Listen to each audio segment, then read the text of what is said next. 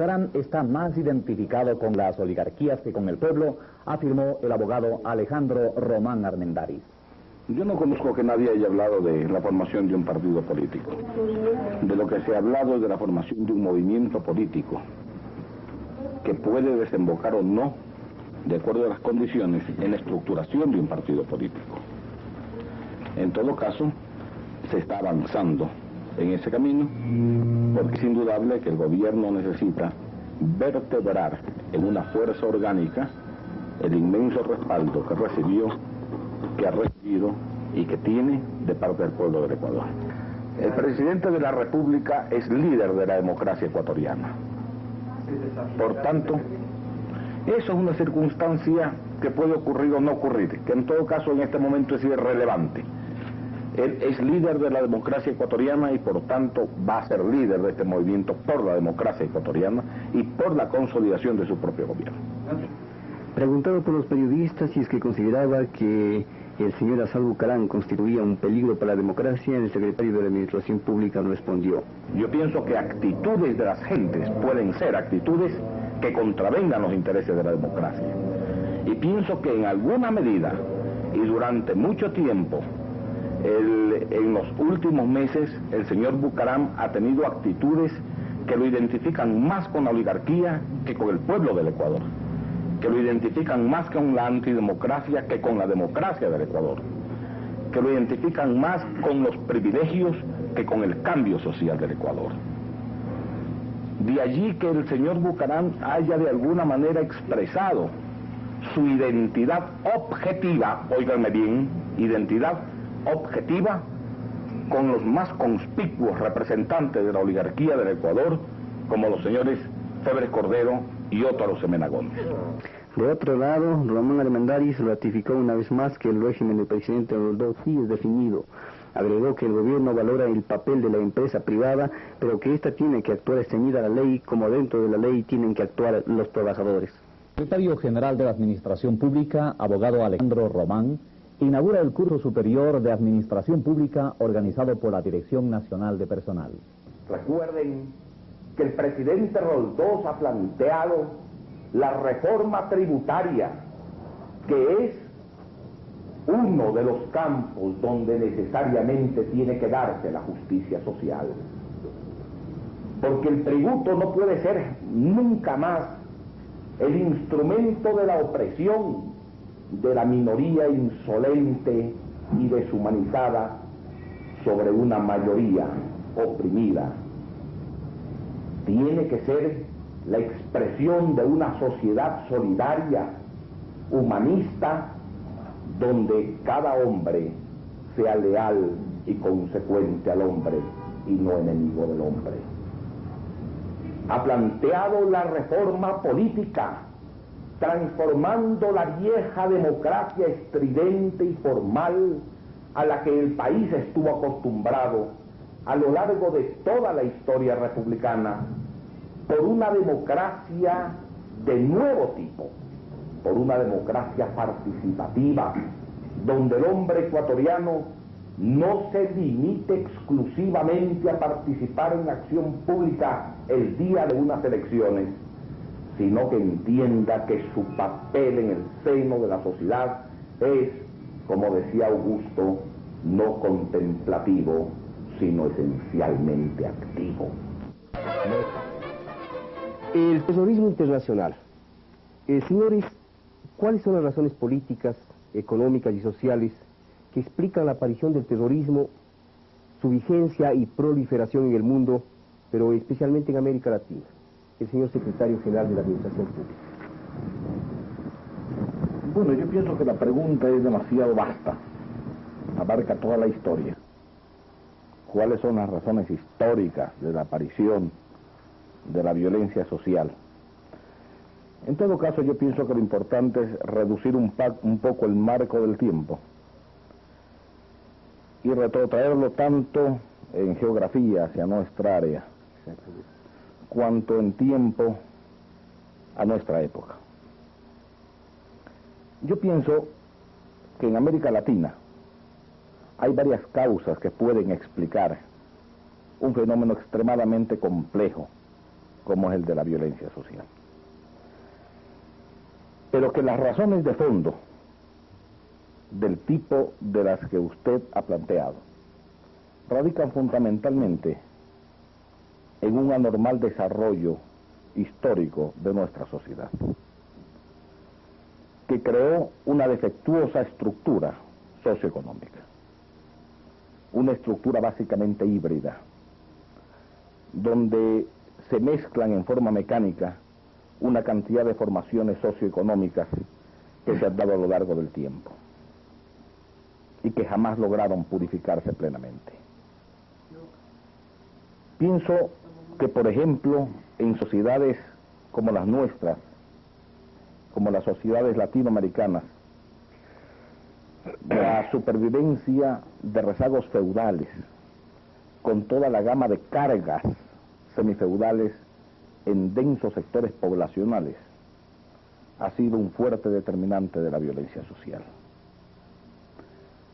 De allí que la mayor parte de la acción violenta de los sectores populares, incluso de las llamadas insurrecciones, han sido básicamente campesinas. Desde los comienzos de la colonia. Fue entonces una respuesta a una presencia de formación extremadamente opresiva para amplios sectores de las masas populares de nuestro país. Pienso que además esa formación híbrida, ese desarrollo híbrido de nuestra sociedad, determinó en épocas posteriores a la colonia, pero lejanas de nuestros días también, la formación de un sector oligárquico profundamente insensible a las necesidades populares, renuente a toda necesidad de cambio, opuesto a que nuestros países desarrollen creadoramente sus propias potencialidades históricas. Y junto a esto, la presencia de factores externos, siempre presentes en este mismo contexto. Por ejemplo, la presencia de formas de dominación extranjera, de formas de dependencia. En definitiva, dependencia que, manteniendo un ropaje como el del coloniaje abierto a lo largo de 300 años en el pasado, o de formas mixtificadas y sutiles en el presente, impiden a nuestros pueblos alcanzar, por un lado, la plenitud de sus satisfacciones sociales y, por otro lado, la plena identificación de sus objetivos históricos. En la medida en que nuestros países no logren desarrollar de un modo amplio, abierto, consecuente, idóneo, la fórmula de superar en una forma estable, tranquila, los rezagos semifeudales, la dominación oligárquica y la dependencia externa, nosotros encontraremos siempre razones históricas que explican no solo la aparición de la violencia, sino el factor de perturbación que puede generar violencia en cualquier momento del devenir futuro. Muy clara su posición, señor secretario general. El señor doctor René Moya Mosquera es candidato presidencial por el Frente Amplio de Izquierda FAD. Por favor. Cuando usted hacía la exposición y se presentaban secuencias en la televisión, me venía una inquietud que la he observado sistemáticamente y que viene incluso de algunas preguntas que tendremos que absolver y que siempre te las presento.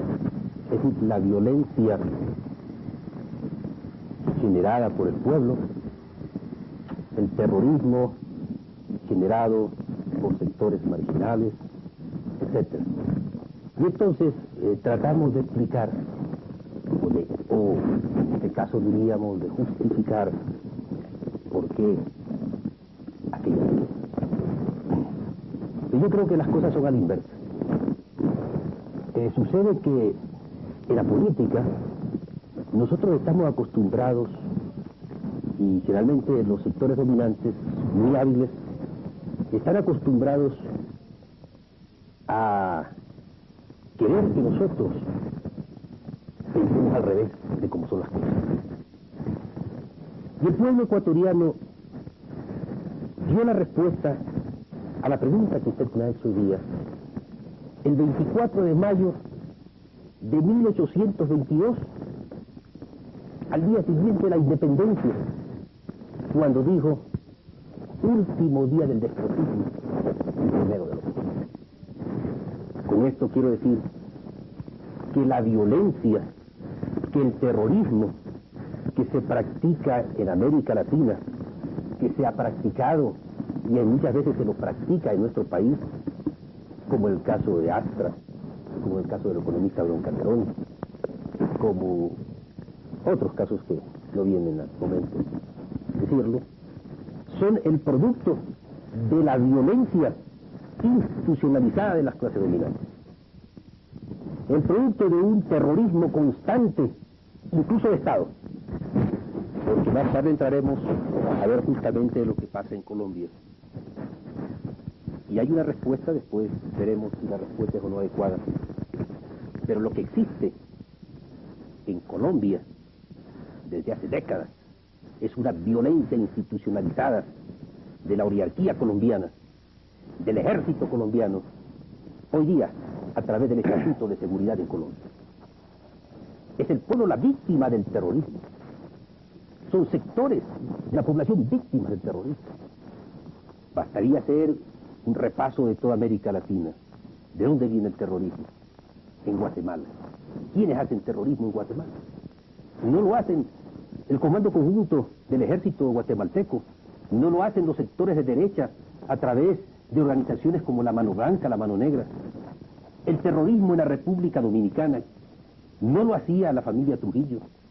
El terrorismo en Nicaragua no era el producto de la familia Somoza y de todos aquellos que usufructuaban esa riqueza. El terrorismo del Brasil para desarrollar un subimperialismo en América Latina, ¿de dónde ha venido? Terrorismo contra el pueblo brasileño. El terrorismo brutal que se ejerce hoy día en Chile contra el pueblo, ¿de dónde ha venido? Del ejército chileno, de los sectores paramilitares de derecha de Chile. El terrorismo del Uruguay, ¿de dónde ha venido? Uruguay convertido en una cárcel donde de cada 5 personas, 2 han pasado ya por las cárceles en el Uruguay. Podríamos así seguir el terrorismo de Haití, esa república gobernada primero por Papadoc, después por su hijo, es decir, una casta oprimiendo a su pueblo, agrediendo todos los días al pueblo. El terrorismo que se lo ejerce a través de los organismos de seguridad como la CIA. El propio Nixon se quedó estupefacto y ordenó que una comisión del Senado de los Estados Unidos investigue todo el terrorismo planificado en el continente por la Agencia Central de Inteligencia, los asesinatos a líderes políticos, los asesinatos a oficiales, incluso democráticos, que no estaban de acuerdo con esos métodos, como el asesinato del general Pratt, como el asesinato del ex canciller Letelier. Es decir, el terrorismo en América es un terrorismo de derecha, es un terrorismo del Estado, es un terrorismo de quienes quieren mantener, como decía el abogado Alejandro Mann, secretario de la Administración, de quienes quieren mantener América Latina retrasada, de quienes quieren mantener la dominación de los monopolios en América. Y lo que existe es que eventualmente hay grupos que dan una respuesta con los mismos métodos. Podemos no estar de acuerdo o estar de acuerdo con esos métodos. En todo caso, es una respuesta. Lo que nosotros estamos viendo en América es una respuesta. Y de allí que aquellas preguntas que se hacen de planes, de cuestiones, no es sino para encubrir una realidad. La realidad de la violencia de las clases dominantes contra el pueblo, de la violencia para mantener esta situación que ya es insostenible en América Latina, de la miseria de las grandes masas. de la marginalidad de las grandes masas, del sometimiento servil de nuestros estados a los dictados de una potencia imperialista. Si mal no he entendido, de alguna manera aquí se ha planteado una tesis y una antítesis. Es decir, de alguna manera el señor abogado Alejandro Román plantea una especie de violencia de signo izquierdista, mientras usted plantea una violencia de signo derechista. Si tesis y antítesis, vamos a ver si el doctor Arbán Gómez puede hacer la síntesis, por favor. Gracias, Diego. Cuando tuviste la amabilidad de invitarme a participar en esta conversación, yo pensé, dada la calidad en la que asistía, desarrollar quizás fundamentalmente ciertos aspectos jurídicos, legales del problema, de un problema tan controvertido y tan sujeto a discusión, análisis de los diversos puntos de vista, como ya lo estamos viendo en estas primeras intervenciones. Los dos distinguidos compañeros de la mesa, el abogado Román y el abogado Mollé, han desarrollado ya aspectos bastante interesantes y verdaderamente ciertos del problema. En realidad, la historia de la violencia es la historia del hombre, la historia del ser humano, a través de todos los tiempos, de todas las épocas, de todas las sociedades. Esta es una realidad y una comprobación lamentable que debemos hacer, aun quienes, como yo, nos preciamos de no tolerar la violencia, de desear un mundo sin violencia, pero lamentablemente encontramos violencia a cada paso, en cada instante, en cada esquina de la historia, nos encontramos con manifestaciones de la violencia. Y una violencia que curiosamente no solamente se presenta en nuestros países de un desarrollo, como decía muy bien el señor secretario general, un desarrollo anormal de la sociedad, una sociedad con unas estructuras desniveladas y oprobiosas que necesariamente causan malestares, que germinan violencia, que producen violencia, sino que inclusive, y este es el fenómeno quizás más alarmante en los tiempos actuales, que estas apariciones de la violencia se producen también en los países más industrializados, en los países en los cuales podríamos pensar que estos problemas, estos desniveles, estas divergencias podrían haber quedado superadas. Sin embargo, hemos visto en los últimos años cómo brotes de violencia, brotes de terrorismo, aparecen, por ejemplo, en Italia, por ejemplo, en Alemania federal, en otros países europeos, en España, en los propios Estados Unidos. Incluso en el Japón. En el Japón. Sí, claro, podríamos decir que las explicaciones de esos brotes de violencia tienen una especial razón de ser dentro de esos países. Hay razones muy particulares que cada uno de ellos aparece, que son quizás distintas o que tienen otros signos de las razones que puede haber dentro de nuestros países. Pero este es un fenómeno actual, esta es una clara demostración de que el fenómeno es un fenómeno heterogéneo, un fenómeno complejo, un fenómeno muy difícilmente clasificable bajo un solo signo, bajo una sola denominación. Hay violencias de todos los extremos, violencias de la extrema derecha, violencias de la extrema izquierda, violencia institucionalizada muchas veces a través de instrumentos legales, violencia legalmente institucionalizada, y creo que ese es un tema que vale la pena señalar y estudiar, inclusive en nuestro propio país. La puesta en vigencia de determinadas leyes que en un momento dado pueden permitir al aparato represor del Estado ejercer una violencia sin límites sobre los habitantes, bajo razones sumamente especiosas o poco fáciles de definir, razones sumamente vagas que en un momento dado pueden permitir a ese aparato represor, ejercer violencia sobre los propios ciudadanos de un Estado. Hay la violencia de los grupos insurgentes, hay la violencia de los jóvenes, hay la violencia de las clases marginadas, de los campesinos, etc. Yo diría que esta violencia, que es quizás la que provoca inmediatamente esta discusión y esta conversación, esta violencia de estos grupos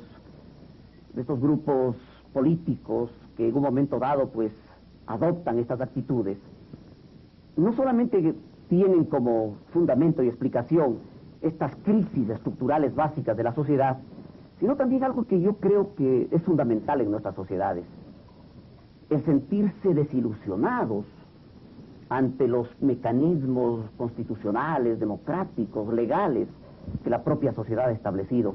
El sentirse impotentes, el no encontrar dentro de los mecanismos tradicionales del juego democrático una posibilidad de superar esas deficiencias y entonces apelar un poco desesperadamente a estas soluciones.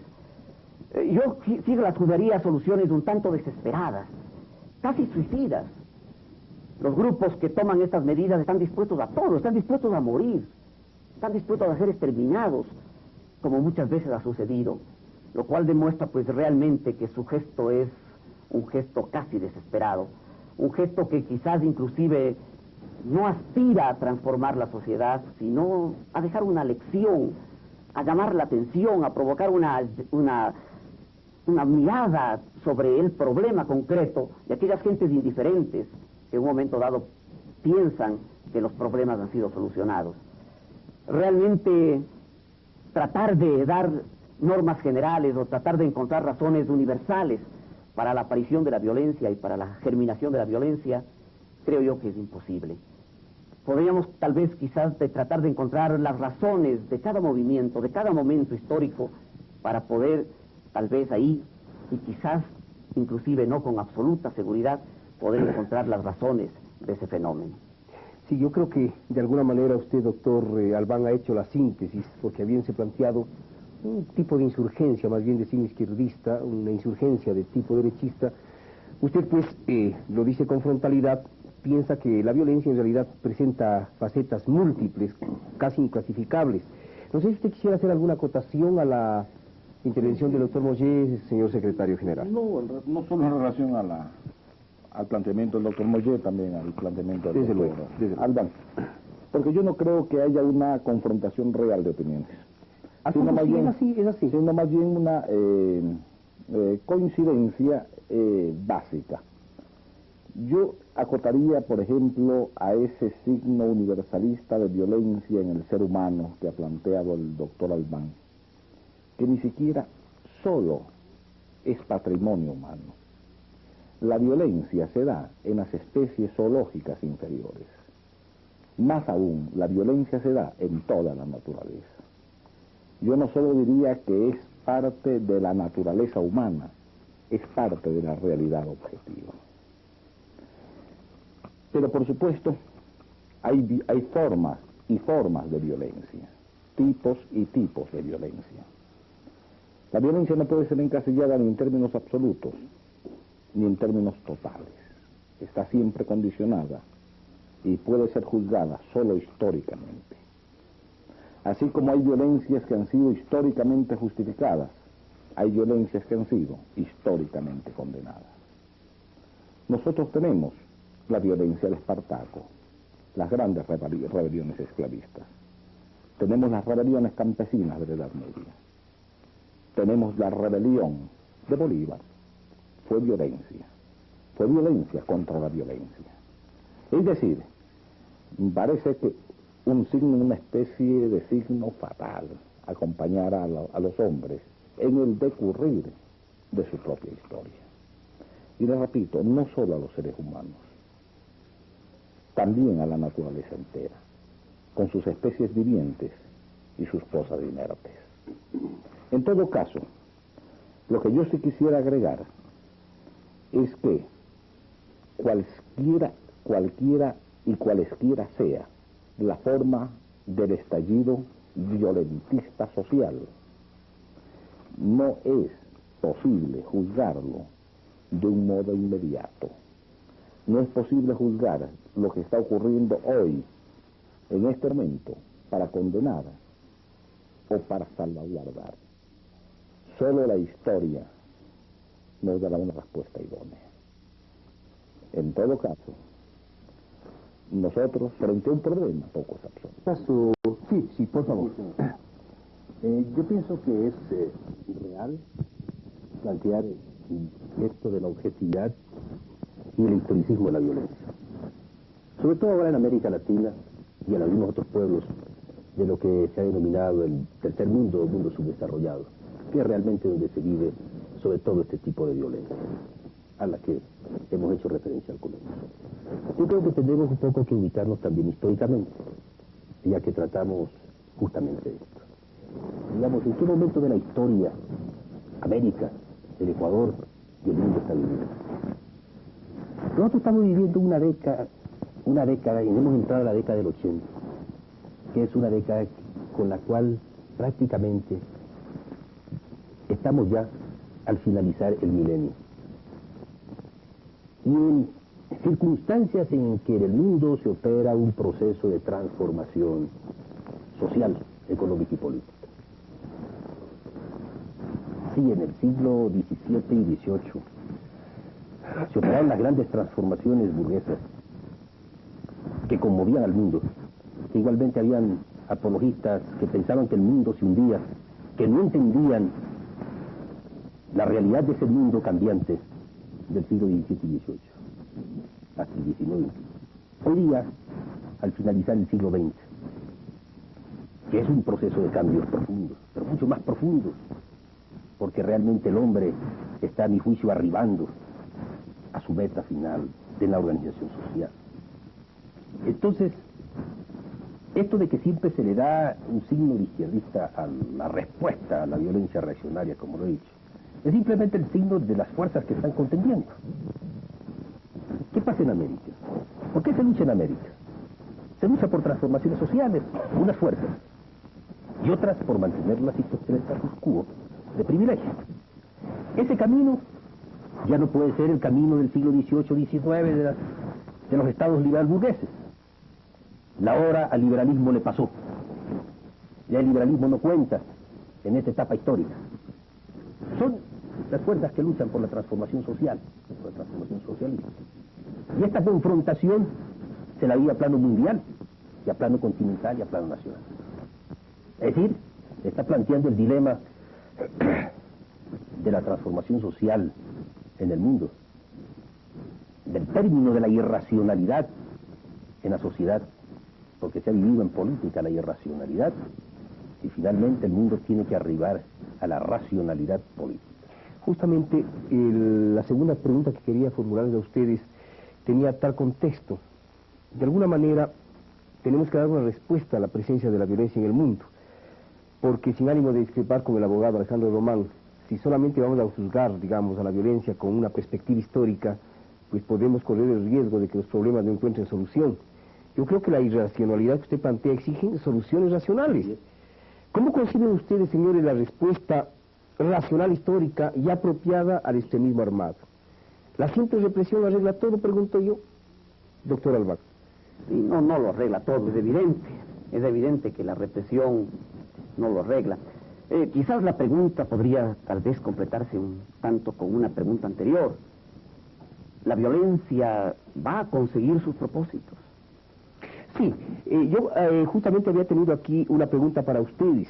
¿Hacia dónde, cuáles son los objetivos de la violencia? ¿Hacia dónde quieren conducir, digamos, califiquémoslo así? ¿Hacia dónde se quiere conducir a nuestros países a base de la insurgencia planificada? Yo no sé si la acepción es exacta, pero en realidad cuáles serían los objetos de la violencia. Y a su vez, cuáles pueden ser las respuestas de esta violencia, que evidentemente tiene un profundo significado histórico. Sí, también la cuestión que se plantea sobre los objetivos de la violencia y los efectos que la violencia pueden estar causando, tienen, entiendo yo, explicaciones o respuestas históricas. Podríamos nosotros, pues, ver, por ejemplo, el caso de Nicaragua, que es un caso tan reciente, en el cual en un momento dado, un gobierno por represor que fue, por elementos que tuvo de control, no pudo ya controlar a un pueblo levantado masivamente en un proceso, pues, de liberación. El caso de Nicaragua es un caso, pues, enormemente ilustrador de un proceso histórico muy concreto. Pero naturalmente, frente a ese caso histórico, podríamos quizás encontrar otros casos en los cuales la posibilidad o la real eficacia de un acto de esta naturaleza, de actos de esta naturaleza, no se ven muy claros, no se ven que puedan arribar sólidamente a una respuesta, sino es a una respuesta de violencia mayor.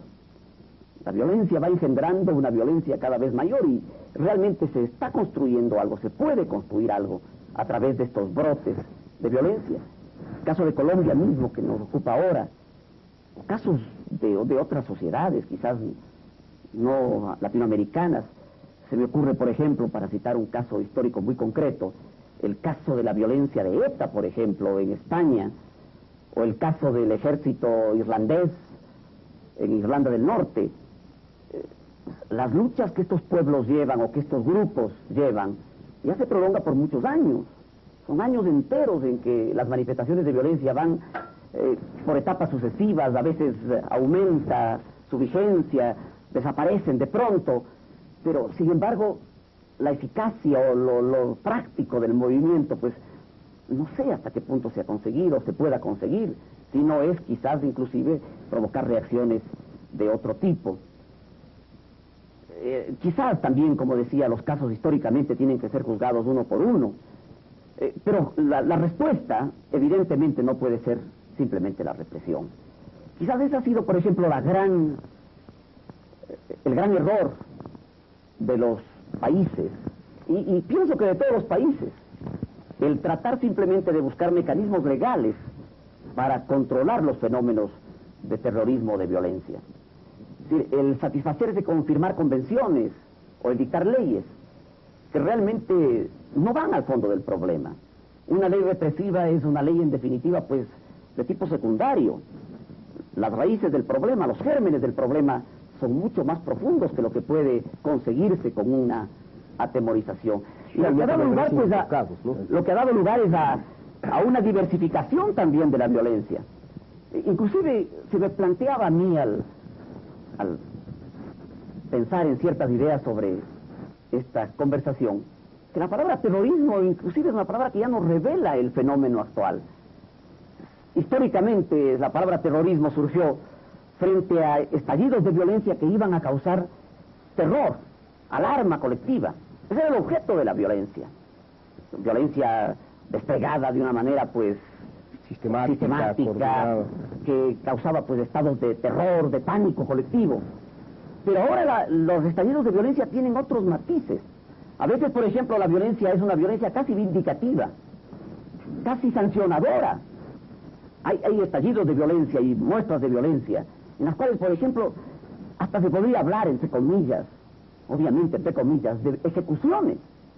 No es propiamente un acto terrorista bajo el criterio subjetivo de los ejecutantes, no bajo el de los críticos, sino de los ejecutantes, sino se trata de verdaderas ejecuciones. Se condena a muerte a fulano de tal por su actuación en tales y tales actos de violencia o actos que en un momento dado merecen una sanción y se lo ejecuta. O lo que está ocurriendo en los últimos tiempos, que la violencia es más bien una violencia, si cabe la expresión, de tipo extorsionador, ¿no? Por ejemplo, el caso de los rehenes, ¿no? En realidad la violencia no está dirigida contra esas personas en concreto. Esas personas no tienen nada que ver con el acto en sí mismo. Simplemente son sujetos a los cuales se los tiene para exigir de los verdaderos responsables, diríamos, determinadas conductas, determinadas actitudes. La liberación de ciertos detenidos, la derogatoria de ciertas leyes, el cambio de ciertas actitudes, lo que sea. Es decir, la violencia ya no es propiamente esta violencia de alarma social, de pánico, como pudo haber sido, por ejemplo, la de los Mau Mau en Kenia, o la de los argelinos durante la guerra de liberación argelina, etcétera. La violencia pues está adquiriendo otros matices, otros contextos totalmente distintos, frente a los cuales, diría yo, los mecanismos legales se muestran absolutamente impotentes. Por ejemplo, el caso de Colombia, el caso legal.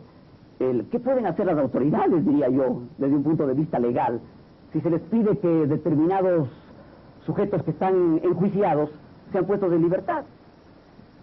¿Qué puede hacer un ejecutivo en un régimen constitucional? Un ejecutivo no puede intervenir en la acción de la justicia, no puede intervenir. Los jueces, por su parte, no podrán conceder la libertad o absolver si no cumplidos los trámites. Es decir, pero en el caso de Colombia se plantea un problema. Claro, pero en el caso de Colombia son las autoridades las que torturan, como en el caso del Brasil. Sí, al margen de ese problema, diría yo, si la exigencia es, por ejemplo, que los condenados o los enjuiciados sean puestos de libertad, jurídicamente, ¿qué camino hay? ¿Una amnistía? una amnistía, un indulto, porque los jueces por sí no pueden poner en libertad, porque el Ejecutivo menos todavía podría hacerlo. El caso italiano de Aldo Moro es revelador en eso, ¿no? Porque es un caso en que la exigencia era muy parecida y las autoridades italianas tuvieron que llevar el caso a las últimas consecuencias, es decir, a permitir, también entre comillas, la ejecución, el asesinato de Aldo Moro. Es decir, las respuestas, los sistemas de represión verdaderamente están también impotentes frente a estos estallidos de violencia actual. Si usted hacía referencia pues al sentido terrorista, un poco a ese concepto que nació en 1931 prácticamente, y que quizás para simple información del público, Cuello Calón, este famoso tratadista, lo resume así: el concepto de delito terrorista. Terrorismo significa la creación mediante la ejecución repetida de delitos, de un estado de alarma o de terror en la colectividad a la que usted aludía, doctor Albán, o en ciertos grupos sociales, para imponer o favorecer la difusión de determinadas doctrinas sociales o políticas. Pero, según su criterio, señor abogado Román, ¿qué connotación le da usted al término terrorista? Es que lo tiene. La generación de terror. El problema es mucho más complejo que eso. Antes de que se entrase a esta pregunta concreta, se había hablado de una violencia institucionalizada, o sea, de un terror institucionalizado. Yo sí pienso que hay una especie de terror institucionalizado en sociedades que no han logrado encontrar fórmulas de solución a sus problemas esenciales. Yo pienso, por ejemplo, que es una forma de terror el morir de hambre, que es una forma de terror el no tener trabajo, que es una forma de terror el no acceder a la cultura, que es una forma de terror el no disponer de los mecanismos que le garanticen la libertad y la dignidad humana. A propósito, y aunque le interrumpa, si usted me permite, con el mayor comedimiento para usted, usted ha sostenido que no cree que en el Ecuador llega a institucionalizarse la violencia en razón de que el país está viviendo un proceso democrático en base a una justicia social practicada, son sus términos exactos. ¿Dónde está esa justicia social practicada? Arrancándose un poco de estas últimas sesiones suyas. Hay muchas cosas. Justicia social practicada. La más importante expresión de la justicia social practicada es la conservación de un sistema democrático logrado por voluntad popular y mantenido pese a toda la avalancha y agresividad de los sectores que quieren destruir este sistema. Si solo nosotros considerásemos ese punto de vista, solamente haciendo en abstracción ese punto de vista, estaría plenamente justificado la acción y la decisión de una justicia social de este gobierno. Porque no puede concebirse de ninguna manera una justicia social al margen de una vigencia democrática crecientemente participativa. De lo contrario sería convertirnos en pregoneros de cualquier forma de dictadura aventurera en este país. ¿Pero usted cree, abogado, que la justicia y la democracia en sí mismo, la sola defensa de la democracia, puede constituir una especie de reemplazo histórico apropiado a la vigencia de la justicia social? Claro, si es que nosotros entendemos la democracia en su justo contenido. Porque para nosotros la democracia no significa exclusivamente la participación en un acto electoral para elegir o para ser elegido. La democracia básicamente es la justicia social entendida en los más amplios términos de connotación histórica. Esto es, la posibilidad de democratizar el aparato político del Estado, la posibilidad de que los campesinos tengan acceso a la tierra que trabajan, la posibilidad de que se democratice el capital accionario de las empresas, la posibilidad de que los marginados de este país dejen de serlo y empiecen a ser ciudadanos con dignidad, con libertad y con posibilidad, con oportunidad de trabajo. Es decir, no se trata de una democracia formal, yo siempre lo he dicho, de una democracia estridente, de gritos y alaridos, de violencia verbalista, sino de una democracia que naciendo de una nueva concepción enriquezca su propio contenido. Por tanto, si nosotros partimos y entendemos la democracia desde una dimensión totalmente distinta, ya solo la democracia participante, es un pleno justificativo de justicia social.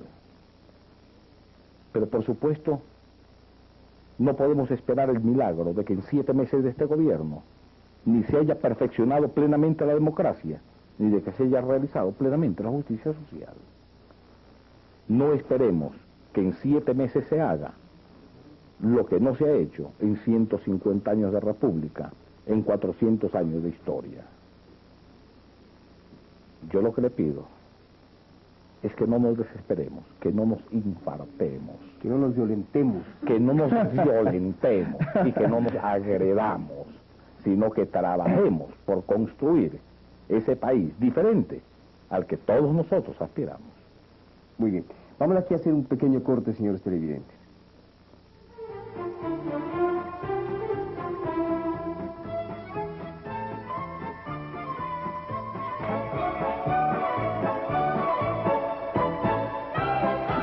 Si ustedes me permiten, señor invitado y señores televidentes, yo quisiera insistir con usted, doctor Mollé, en la pregunta que considero básica en este programa. ¿Cómo concibe usted y los señores invitados la respuesta histórica apropiada a esta violencia que se hace patente en América Latina de manera concreta? Yo parto del punto de vista que he sostenido aquí, de que la violencia es una violencia de derecha, es una violencia de la oligarquía, es una violencia de los institutos de seguridad y armados que están al servicio de esa política oligárquica y que en consecuencia a eso hay que darle una respuesta. ¿Cómo evitar eso? A esto hay 2 caminos. Justamente, podríamos decir, se trata ya de un problema de táctica en cuanto a fuerzas democráticas, revolucionarias, sociales, etc. Hay sectores que van por el camino de la respuesta con los mismos medios de los que generan el terror. ¿Sí? Son capas, sectores medios, impacientes. Lo estamos viendo, hemos visto en América Latina de donde qué estrato social provienen los sectores que dan una respuesta con los mismos métodos que la reacción y que los organismos de seguridad emplean. Entonces, no, personalmente considero de que esa violencia yo ni la justifico ni la condeno. Es un hecho objetivo histórico. Pero no creo que esa sea la respuesta adecuada. La respuesta adecuada para mí está en la organización de las masas, en la organización del pueblo y en la respuesta de las masas a los terroristas de derecha, a los violentadores de la democracia, a quienes utilizan el terror para justamente evitar que a través de procesos democráticos los pueblos cumplan sus objetivos. Porque es que lo estamos viendo con toda claridad. ¿En qué momento se producen los acontecimientos de mayor terror? Y como usted dice, yo considero que tiene valor la definición que usted ha leído hoy día de Cuello Calón. Es decir, para amedrentar, terrorismo para amedrentar, para atemorizar.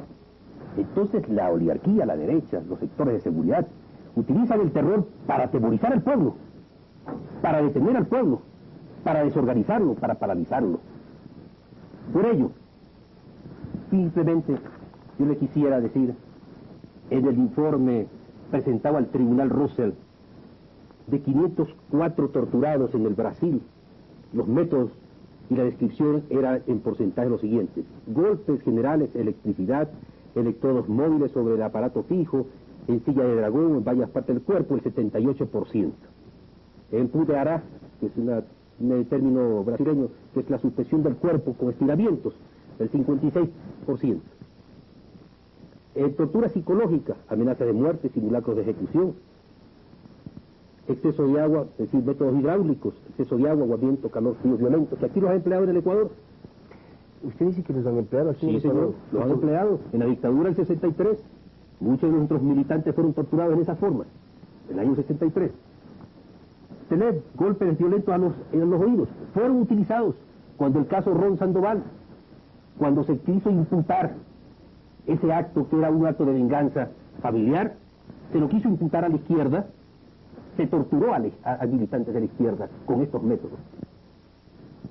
Aislamiento sensorial, instalación en medios ambientes artificiales para alterar la psiquis del hombre, ¿no?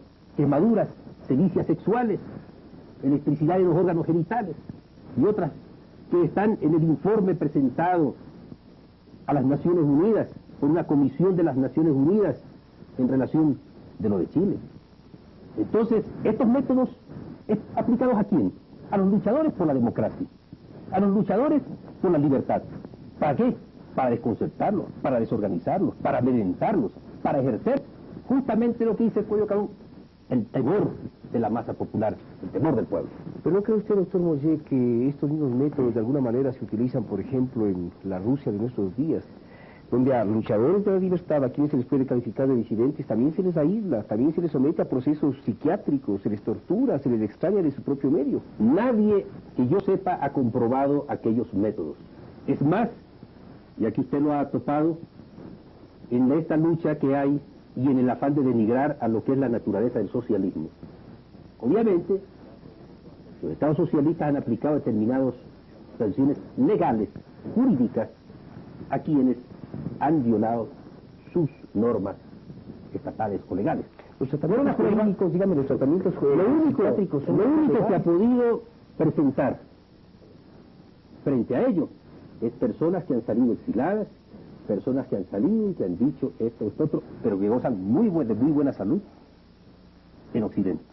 Pero no han podido comprobar hasta ahora, en los más de 60 años del proceso revolucionario en los países socialistas, que la violencia y la tortura sea un elemento institucionalizado social en esos países.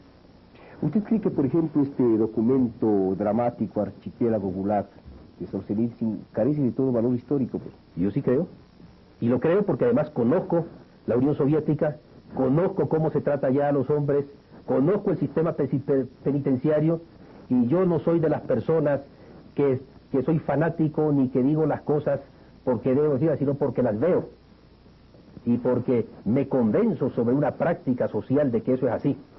Y el destino de Sakharov, el haberle destituido de todos los honores académicos que este científico, este famoso físico tenía, bueno, lo único... el haber impedido recibir un premio Nobel de la Paz, por ejemplo, ¿le parece a usted un procedimiento idóneo? Puede no serlo el procedimiento idóneo, pero en todo caso, se trata simplemente de sanciones, como usted lo ha visto, usted mismo lo acaba de decir, no le han permitido recibir un premio, pero no se trata de las torturas que yo le he acabado de leer, ni de las masacres que todos los días leemos de lo que pasa en América. Masacres colectivas, asesinatos colectivos, descubrimientos de fosas comunes, como ha pasado en Chile, descubrimientos de fosas comunes, muertos que aparecen en los ríos, que los botan de los aviones. Eso no, hasta ahora no lo han podido comprobar, no han podido presentarlo porque no existe eso. Es que acaso los métodos han no se trata de métodos, sino que la naturaleza esencial del socialismo no permite eso. Y cuando han habido violaciones, porque las han habido, y yo no las voy a ocultar, esas violaciones han sido denunciadas por esos propios países, como el caso del periodo de culto a la personalidad de Stalin. No sé si usted quiere hacer alguna acotación, doctor Alba. Diego, gracias. Yo también no creo, no sé si interpreto el pensamiento de todos los aquí presentes, no creo que la violencia sea capaz de solucionar los problemas de fondo. La eliminación de la violencia no se conseguirá por el camino de la violencia, sino más bien por las causas fundamentales que generan esa violencia. Realmente, pues, ahí debemos buscar la solución de los problemas, como cada país en su caso histórico concreto tendrá que hacerlo. Y si la violencia en otros países se generan en estas deficiencias básicas de la vida social, de la economía, de la cultura, en estos problemas de hambre, de suburbio, desocupación, etcétera, que anteriormente se han citado, este será el camino de la solución de los problemas de violencia. Por supuesto, también creo yo que entre estas soluciones de la violencia tendrá que desaparecer también la violencia institucionalizada, la violencia legal, la tortura precisamente que se ha citado aquí, que es un fenómeno real, lamentablemente real, y quizás también inclusive en el Ecuador, como se ha citado anteriormente. Tortura y no solamente por razones políticas, sino también tortura por otra causa por otras causas penales que también evidentemente deben ser condenadas, porque tampoco podemos justificar que los medios de tortura se puedan emplear con estos seres humanos, aun cuando puedan ser acusados de delitos comunes. Lo que sí que quisiera yo señalar es que no soy tan optimista como el doctor Moyé frente al hecho de que no haya violencia institucionalizada, lamentablemente, en todas las sociedades. No creo que la violencia sea una característica intrínseca del socialismo, obviamente no lo es, pero lamentablemente muchas veces la violencia acompaña a los regímenes, a los partidos políticos, a los mecanismos partidistas que a veces llegan al poder. El caso del terror estalinista, por ejemplo, de la época estaliniana, realmente es un ejemplo lamentable de que también en un momento dado el terror pudo imperar dentro de un régimen socialista. También yo quisiera acotar que no necesariamente el que una sanción sea legal, sea jurídicamente dada de acuerdo a los tribunales, es una garantía de que esa sanción sea una sanción justa. Lo legal no necesariamente quiere decir lo justo, ni lo recto, ni que sea por lo tanto pues lo aceptable por nosotros. Muchas veces, ya lo hemos dicho, los mecanismos legales precisamente tratan de facilitar a los regímenes procedimientos, maneras de controlar a la población, a través inclusive de fórmulas de verdadero terror, de verdadera violencia. Fijémonos, por ejemplo, para no citar casos actuales, todos los mecanismos legales que instaló el Tercer Reich. Todo el partido nazi instaló todo lo que hizo Hitler estaba consagrado en la ley. Hitler no tomó el poder por un golpe de Estado. Hitler llegó al poder a través de mecanismos legales y reformó la Constitución legalmente y se atribuyó una serie de poderes legales y los tribunales sancionaban legalmente. Todo era legal. Todo era legal en un momento dado. Había sentencias, había jueces. Claro, quizás con ciertas excepciones, luego ya en la guerra misma, quizás los mecanismos legales se perdieron del todo. Pero muchos de los grandes atropellos del régimen hitleriano se hicieron a través de reformas legales y de mecanismos legales. Todo era brutalmente legal, ¿no? Claro, y ese era quizás pues el genio diabólico de Hitler y del partido nazi en el poder, de tratar de instaurar verdaderamente una dictadura legal. Y esto es terriblemente peligroso. Es que lo legal no es lo justo. Lo legal no es lo justo. El derecho, puede haber leyes injustas. Claro. Puede, y hay leyes injustas. Hay leyes injustas. Las hay en todos los países, lamentablemente. Y quizás, por ejemplo, esta sea una oportunidad para decir algo de nuestra legislación. También en nuestra legislación se implementaron durante las dictaduras una serie de mecanismos legales que, diría yo, por fortuna no fueron aprovechados o no fueron utilizados como pudo haber sido por los gobiernos de turno. Pero se instauraron una serie de reformas que en un momento dado podían permitir y permitieron quizás en algunos casos una serie de atropellos.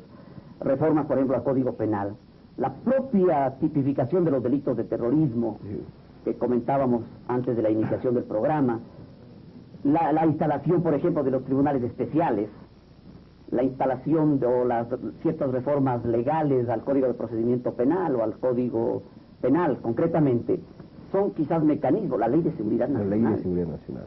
La Ley de Seguridad Nacional es quizás uno de los mecanismos más graves que todavía subsiste y que lamentablemente pues parece que la función legislativa no se atreve a enfrentarse con ese problema de una vez por todas, porque está bien que haya una ley de defensa, está bien que se creen mecanismos necesarios para el país en tiempo de guerra, pero no es justo y no es conveniente que esos mecanismos puedan en un momento dado ser aplicados también en tiempos de paz, por motivos de convulsión o de gran alteración, como dice la Ley de Seguridad Nacional, situaciones nada definidas, nada claras, que en un momento dado pueden permitir pues una serie de atropellos.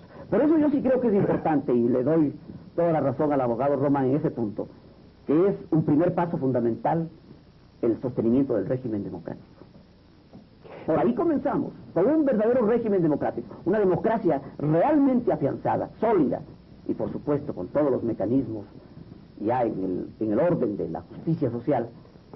Y yo creo que estamos ganando la primera batalla contra la violencia. La dictadura, en cambio, es la primera derrota ante la violencia.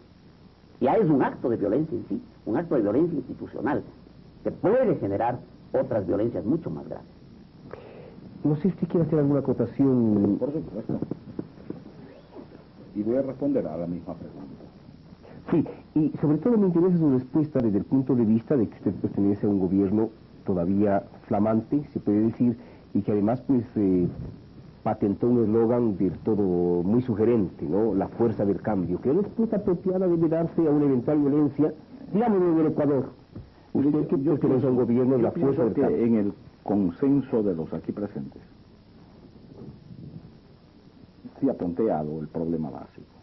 No siempre la legalidad implica justicia. Yo le sostuve hace un rato que solo históricamente los actos de violencia o de no violencia son justificables o son condenables. No somos nosotros, no es este momento para juzgar el instante histórico de la violencia o de la no violencia de este tiempo. Pero al margen de eso, respondiendo a la pregunta esencial, yo pienso, como dijo el doctor Albán, que la única manera de resolver el problema del violentismo circunstancial, porque la violencia finalmente sigue siendo consubstancial al hombre y a la naturaleza. Existe desde siempre y para siempre. El problema es qué sentido tiene esa violencia. También es violencia operarse.